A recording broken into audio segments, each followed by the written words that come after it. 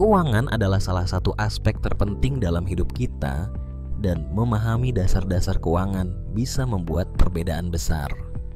Mari kita mulai dengan pengelolaan anggaran. Mengatur anggaran adalah langkah pertama yang harus kita lakukan. Ini bukan hanya tentang mencatat pengeluaran, tetapi juga tentang mengetahui berapa banyak uang yang kita miliki dan kemana uang itu pergi. Saya biasanya membagi pengeluaran saya menjadi beberapa kategori: kebutuhan pokok, tabungan, dan hiburan. Dengan cara ini, saya bisa lebih mudah melihat di mana saya bisa menghemat. Selanjutnya, penting untuk memahami konsep tabungan. Banyak orang berpikir bahwa mereka harus menunggu sampai akhir bulan untuk menabung, tetapi sebenarnya menabung harus menjadi prioritas. Saya selalu menyisihkan sejumlah uang setiap kali saya menerima gaji. Ini bisa berupa 10% dari penghasilan saya. Dengan cara ini, saya tidak hanya menabung untuk masa depan, tetapi juga membangun kebiasaan baik sejak dini. Berbicara tentang tabungan, kita tidak bisa melewatkan investasi. Investasi adalah cara yang efektif untuk membuat uang kita bekerja untuk kita. Ada banyak pilihan investasi, mulai dari saham, obligasi, hingga reksadana.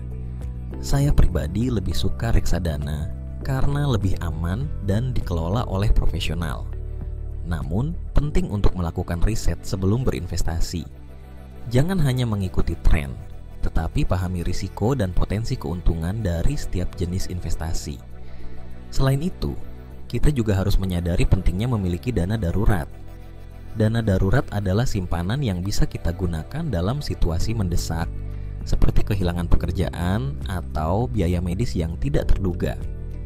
Idealnya, dana darurat ini setara dengan 3 hingga 6 bulan pengeluaran. Dengan memiliki dana darurat, kita bisa merasa lebih tenang dan siap menghadapi berbagai kemungkinan. Jangan lupa juga untuk memahami utang.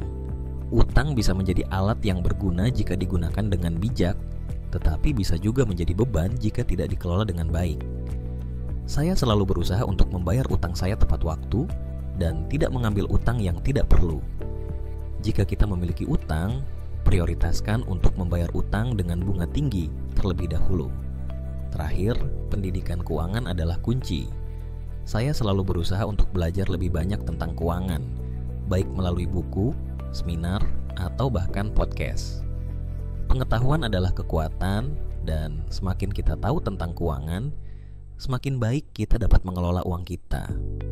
Dengan memahami dasar-dasar keuangan, kita bisa membuat keputusan yang lebih baik dan mencapai tujuan keuangan kita.